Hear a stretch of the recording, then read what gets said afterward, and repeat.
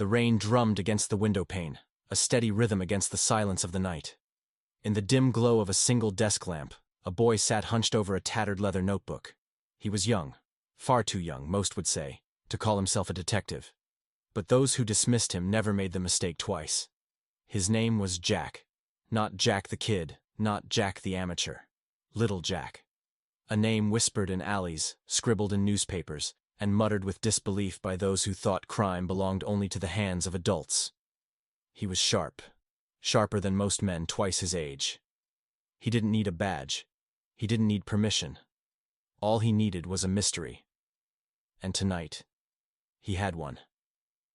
Jack turned the old-fashioned pocket watch in his hands, its ticking filling the room like a heartbeat. He always checked it when he was thinking. A habit, a ritual, a second nature. Time was everything and a mystery. What people did not say was often hidden in the moments they did not account for. A plain white envelope sat before him, its edges damp from the rain. No return address, no name. Just a single line, written in precise, almost surgical handwriting. Solve the mystery of a room that locks itself, without a door. Jack's lips pressed into a thin line. The challenge was absurd, impossible, and that was exactly why he could not resist. A locked room mystery, a paradox that should not exist. His fingers brushed the envelope's edge as he flipped it open, revealing a small, creased card inside. On it, an address. Nothing more. No sender, no instructions, just a destination waiting for him in the dead of night. Jack clicked his pocket watch shut with a quiet snap and stood. Mysteries were puzzles, and puzzles had solutions. Whoever had sent this wanted to play a game. Well then, game on. The Valmont estate loomed against the night, its towering silhouette swallowed by shadows. The house, an architectural marvel, stood as a testament to its late owner's genius, a mind that once designed impossible spaces, and yet, tonight, the impossible had turned deadly. Jack stepped into the dimly lit study, his eyes sharp, his movements deliberate. The room smelled of old books, mahogany, and something sharper, something metallic. Blood. On the floor, sprawled near the grand oak desk, lay Henry Valmont. The renowned architect, celebrated for creating spaces that defied logic, now rested in one final, unsolvable puzzle. His lifeless eyes stared at the ceiling, his once powerful hands frozen mid-clench. But what truly sent a shiver through the room was not just the body, it was the room itself. The study was sealed. No visible door, no hidden passageways, no sign of forced entry. Jack's gaze swept the walls, smooth, unbroken. No seams, no hinges. He turned to the windows. Shut, locked from the inside, no shattered glass, no tampering. The ceiling and floor? Solid. No hidden trapdoors, no secret panels, no way in, no way out. Yet Henry Valmont was dead. Jack crouched beside the body, his fingers hovering just above the floor. A stab wound, clean, precise. A blade had pierced his chest, straight through the heart.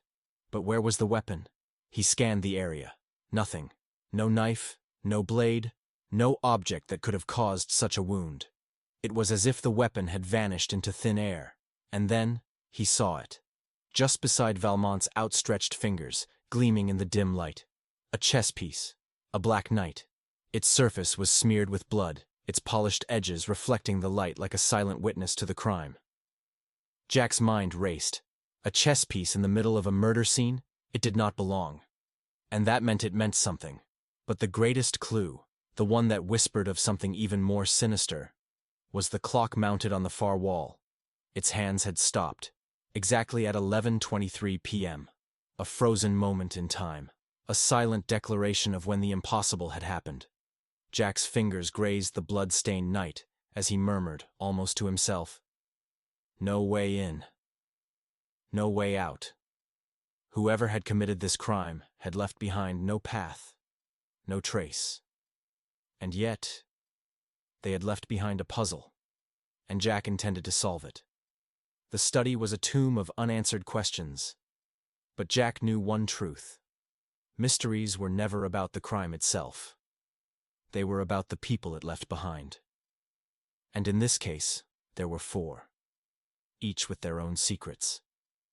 Each with their own reasons to want Henry Valmont dead.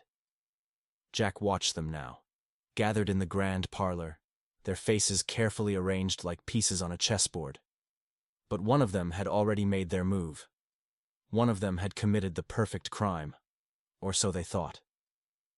He turned his pocket watch in his hand, feeling the weight of time pressing against him. Tick, tick, tick. Everyone in this room had something to lose, and when people had something to lose, they lied. First, there was Madeline Valmont. She stood near the fireplace, her arms crossed, her expression unreadable. The daughter. The heir who had spent more time fighting her father in court than visiting him at home. Henry Valmont had built his empire from the ground up, but in his final years, he had refused to hand it over. And now? Now the estate was hers. Madeline's voice was steady when she spoke. I was at a charity gala the entire evening. Hundreds of people can confirm that. Jack said nothing, watching her fingers tap against her silk dress. A woman who had spent years locked in a legal battle would know how to make an alibi sound airtight. But airtight did not mean unbreakable. Then there was Gregory Shaw, the business partner. The man who had worked beside Valmont for years, building fortunes together. But money was a fickle thing, and loyalty even more so. Just days ago, Gregory had learned that Valmont had been preparing to dissolve their firm without telling him. A betrayal like that could cost a man everything. Gregory adjusted his cufflinks, his voice calm. Too calm. I was in a meeting that night discussing a new investment deal. You can check the records. Jack did not miss the way his jaw clenched when he said, records. A man who knew numbers inside and out should know better. Numbers could be changed. Next, there was Jasper Crane, the butler. The man who had been with the Valmont family longer than anyone. Jasper had seen Henry Valmont at his best, and at his worst. The study was empty when I checked, Jasper murmured.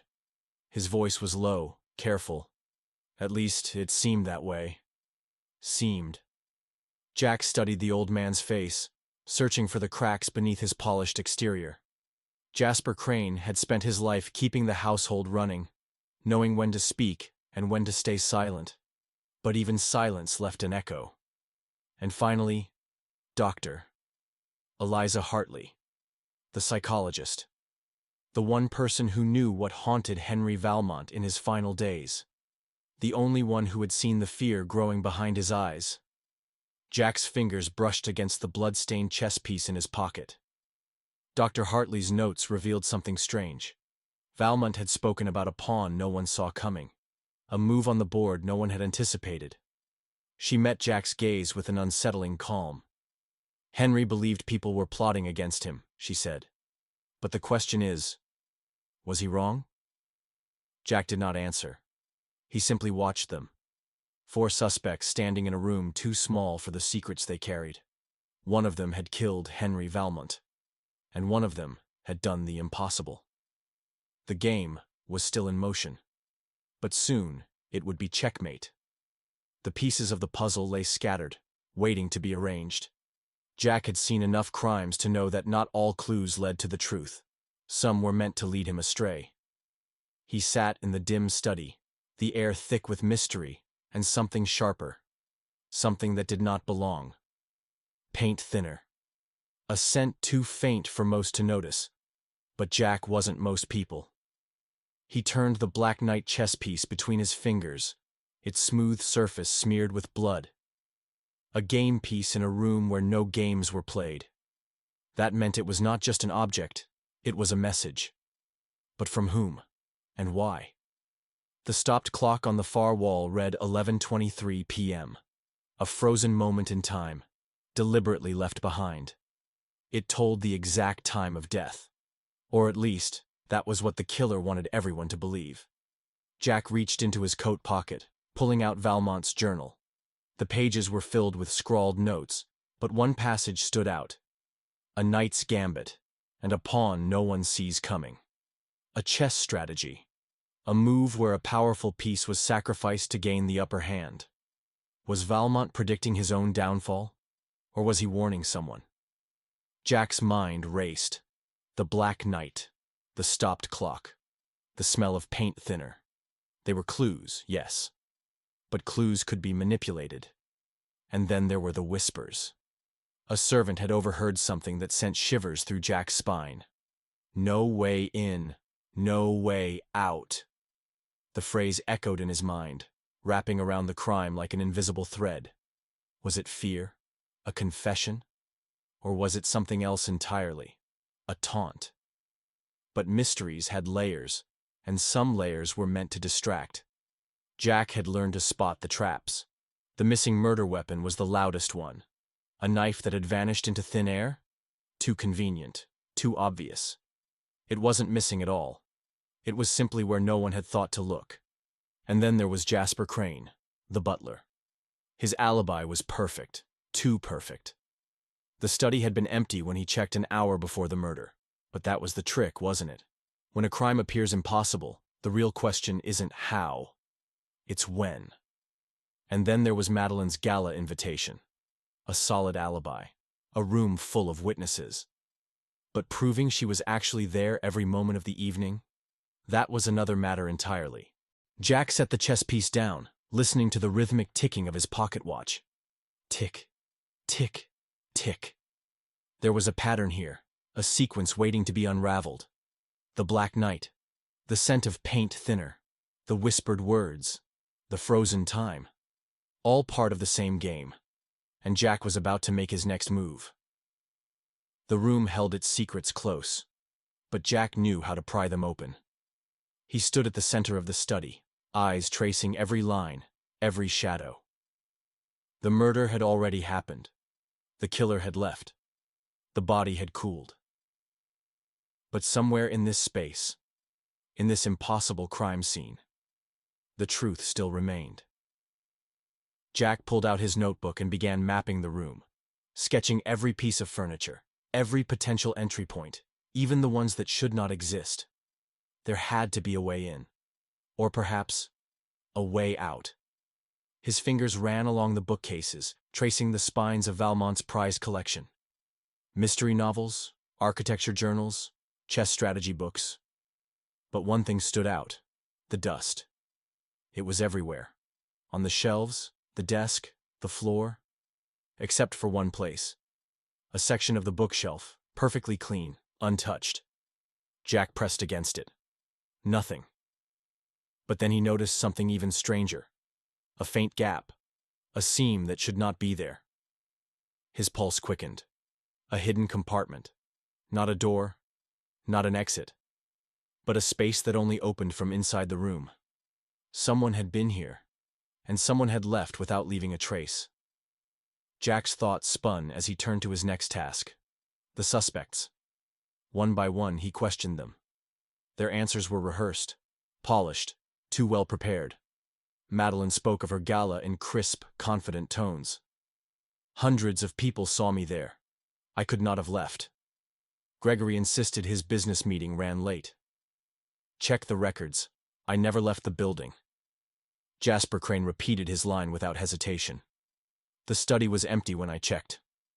Dr. Hartley's words lingered longer than the rest. Henry feared something was coming for him. And it did. Their stories fit together too neatly. Too airtight. The best lies always did. Jack leaned back, flipping his pocket watch open. Time was slipping away. But then, a breakthrough. Olivia, his journalist companion, returned from the estate's security office, a USB drive in her hand. They only keep one exterior camera running at night, she said, plugging it into her laptop. The grainy footage flickered on screen. A shadow, a faint silhouette near the study window. But no one entered. No door opened. No one went inside. And yet, inside the study, Henry Valmont had died. Jack's fingers drummed against the desk. Something was missing. Something small. Something overlooked. His gaze drifted back to the chess piece, to the lingering scent of paint thinner. Paint thinner. A solvent. Used to remove, to erase. But what if this time it was used to conceal? Jack inhaled slowly. He was close. The mystery was uncoiling, and the truth was about to reveal itself. The Valmont estate was more than just a house. It was a labyrinth of secrets, a grand Victorian marvel. Its towering facade loomed against the sky like a relic from another time. Shadows stretched long in its endless corridors, and the walls whispered of those who had walked them before. But tonight, one room in particular held all the answers: the study. Jack stepped inside, feeling the weight of the air shift around him. The crime scene had not changed, but something about it felt different now.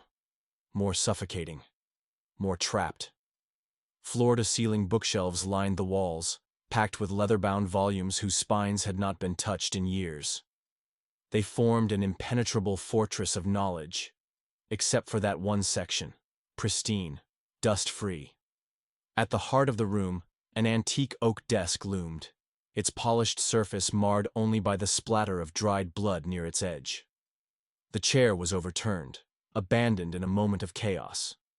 Papers lay scattered, some soaked in ink, others torn as if someone had searched for something in haste. And then there were the windows, tall and narrow, locked from the inside, their glass panes reflecting the dim glow of the room's flickering chandelier. Flickering. Jack narrowed his eyes. A sign of tampering? The electricity in the estate was stable, yet the study's lights danced between brightness and shadow, as if reacting to something unseen. A message? A warning? Or simply a fault in the wiring? He pressed his fingers against the windowsill, scanning for scratches, for signs of forced entry. Nothing. Jack turned, surveying the room again. The space was tight, suffocating. The bookshelves, the walls, the locked windows, all closing in. No way in, no way out. Yet someone had come. Someone had killed, and someone had left. The room was a prison of logic, daring him to find the crack in its design. Jack exhaled slowly, reaching for his pocket watch. Time was running out. But he could feel it now. The study was not just a crime scene, it was a trap, and the answer lay just beneath its surface, waiting to be uncovered. The night air was thick with the scent of rain, a lingering freshness that did little to ease the weight of the mystery pressing down on the Valmont estate. Outside, the world continued as if nothing had happened. But inside these walls, time had frozen at 11:23 p.m. The moment Henry Valmont had died. And Jack was not the only one determined to uncover the truth. A sharp click of heels echoed through the dimly lit hallway. Olivia Harper strode into the study, her notebook already flipped open, pen poised between her fingers. "You know," she said, glancing around, "I've covered some bizarre cases before, but this one takes the cake." Jack barely looked up from where he crouched near the bookshelf. "You say that every time." "And every time I am right." Olivia smirked. Jack ignored her, his fingers tracing the faint outline of a hidden compartment. Olivia watched him work, her eyes flicking between the crime scene and the notes she had already compiled. "All right, Sherlock. Walk me through this," she said, tapping the end of her pen against her chin. "We have a man dead in a room with no doors, a locked window, a bloodied chess piece, and a stopped clock that may or may not be telling the truth. What's missing?" Jack exhaled through his nose, snapping his pocket watch shut. "An answer." "Well, no kidding." Olivia rolled her eyes. "That is usually the goal, Jack." She was skeptical. Always was. A journalist by trade, Olivia believed in facts, in evidence. She did not waste time with theories built on assumptions. And yet, despite her initial doubts, she always found herself tangled in Jack's cases, following the threads that no one else could see. And more often than not, she helped him pull them loose. She flipped back a few pages in her notes. The daughter, Madeline, swears she was at a gala. Gregory Shaw has airtight business records. The butler conveniently checked the study before the body was found. And the psychologist? She thinks Valmont was paranoid. Jack's eyes darkened. Maybe he had a reason to be.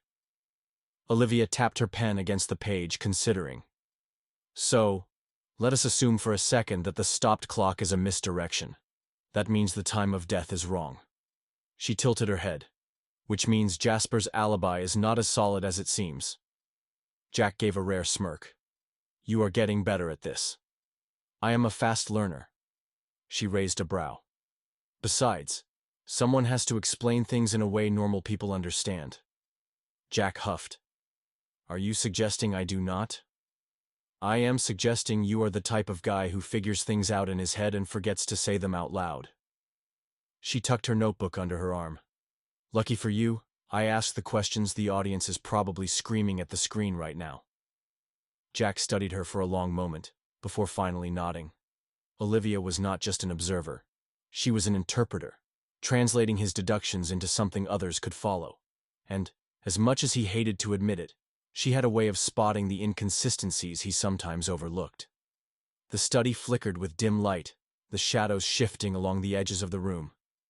The case was unraveling, piece by piece. But Jack knew better than anyone. The most important clues were always the ones you almost missed. And with Olivia by his side, nothing was going to be missed. The truth had been there all along, hiding in plain sight. Jack stood in the study, his fingers trailing along the seamless wall. The bookshelves, the polished oak, the carefully placed shadows. It had all been an illusion, a game of deception, and Gregory Shaw had been the one moving the pieces. Jack turned the Black Knight chess piece in his hand, feeling its weight, its smooth surface. It had been left at the crime scene not by accident, not as a clue, but as a signature. Because the weapon had never left the room. Jack's voice was steady as he spoke. It was not a normal chess piece, was it? Across the room, Gregory leaned back in his chair, exhaling as if amused. That is an interesting theory. Jack ignored him, his mind working faster than his words. A retractable blade, built into the base, small enough to go unnoticed, lethal enough to kill instantly. He glanced at the blood smeared along the knight's polished edges. You did not need to bring a weapon. You already had it waiting. Gregory gave a slow clap. Brilliant deduction. But how do you explain the room, detective? How did I get in? How did I get out? That was the final move, the one that had kept the case locked shut. The impossible room. Jack pressed his hand against the bookshelf, feeling for the invisible door. The mechanism had been painted to blend perfectly, hidden in the very walls that Henry Valmont had once designed himself. A false panel. The door was never missing, Jack murmured. It was just hidden. Gregory's eyes darkened. That is still impossible. If the panel only opens from Jack turned, flipping open his pocket watch. Time was a tricky thing. It could be manipulated, rewound, misdirected. And the stopped clock at 11:23 p.m.? That had been the biggest deception of all. You did not kill him at 11:23, Jack said. That was a lie. The murder happened earlier, before Jasper checked the room. He stepped forward. You were inside before Henry ever entered, hiding behind the false wall. You waited, silent, invisible. And when the moment came, you stepped out, stabbed him, quick, clean, then vanished before anyone could suspect a thing. Silence stretched between them, the weight of the revelation settling into the room. Jack tilted his head. But there was still one problem. Was there not? The panel locked from the inside. So how did you seal it after leaving? Gregory's fingers flexed against the armrest. For the first time, his confidence wavered. Jack smirked. A magnet.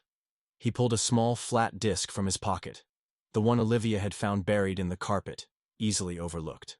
A powerful magnetic lock. Something small enough to be activated from the outside. Something that could snap the panel shut with no sign of tampering. Gregory exhaled sharply, his amusement gone.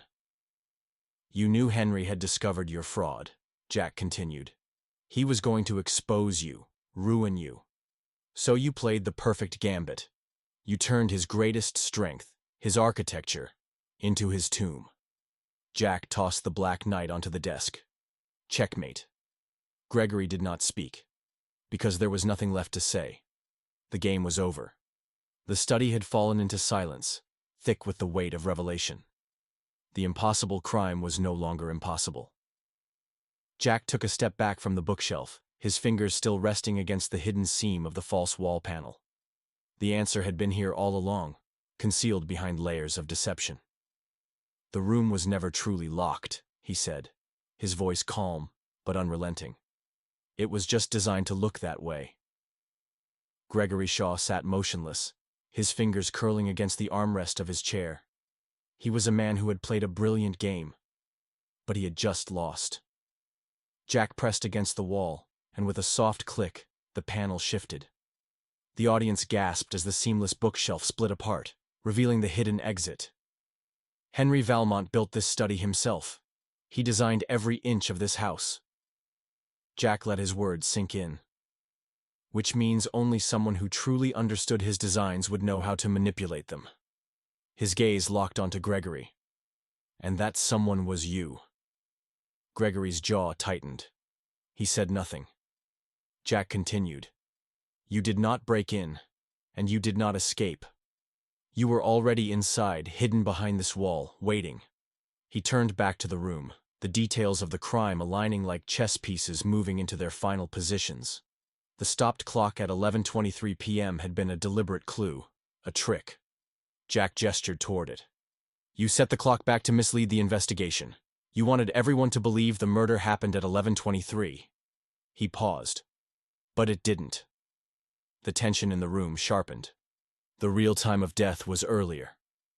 Jack let the revelation settle. Jasper Crane said the room was empty when he checked it an hour before 11:23. But that was the lie, the illusion you wanted everyone to believe. Gregory inhaled sharply, the first sign of unease cracking through his cold exterior. You killed Henry before Jasper's check, then stayed hidden behind the false wall until you were certain no one would suspect you. Jack tapped the bloodied Black Knight chess piece on the desk. You planted this as a misdirection, knowing we'd focus on it instead of the real trick, the room itself. Jack stepped forward, his pocket watch clicking shut in his palm. You thought you had the perfect crime. You thought no one would ever see through the illusion. Gregory's fingers twitched, his body tensed. Jack smirked. But the thing about chess, Mr. Shaw. He picked up the Black Knight and turned it between his fingers. Is that even the best players can't win when they've already been outplayed. He tossed the chess piece onto the desk. Checkmate. Gregory's expression darkened, his silence louder than any confession. The game was over. The room had turned against Gregory Shaw. Moments ago, he had sat with an air of cold confidence, watching as Jack pieced together the impossible. But now, with the truth laid bare, his silence was his confession. Jack flicked his pocket watch open, the rhythmic ticking filling the heavy air. You played your moves well, Gregory. You counted on the illusion of the locked room to keep suspicion away from you. But illusions don't last forever. He let the words settle before snapping the watch shut. And neither do lies. The other suspects stood frozen, their gazes shifting between Jack and Gregory. Madeline's fists clenched at her sides. Jasper Crane's jaw tightened. Dr. Hartley exhaled slowly, as if she had seen this moment coming. Gregory's fingers curled against the arms of his chair. His perfect crime had unraveled before his eyes, and men like him did not handle losing well. In a sudden burst, he lunged toward the door. A desperate move, a final gambit. But before he could take more than a step, a sharp voice rang out. Do not even think about it. Olivia stood at the entrance, arms crossed, unwavering. Behind her, 2 uniformed officers stepped forward. Gregory stilled.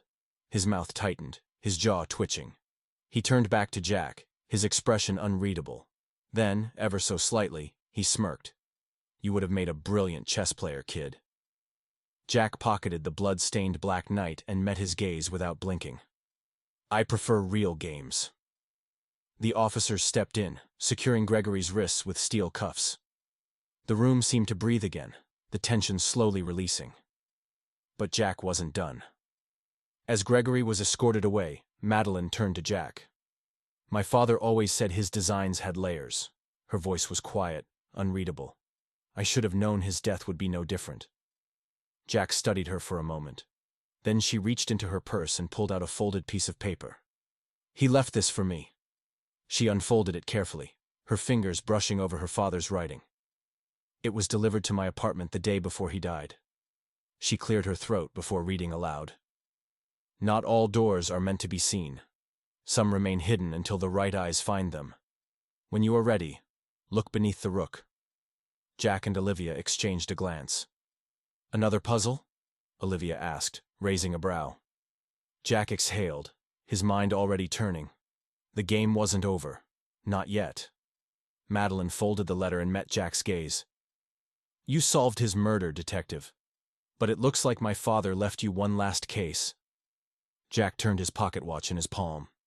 Tick, tick, tick. And just like that, the next mystery began. Did you solve the case before Jack did? Let us know in the comments. Stay tuned for the next case of Little Jack the Detective, where the mystery only gets deeper.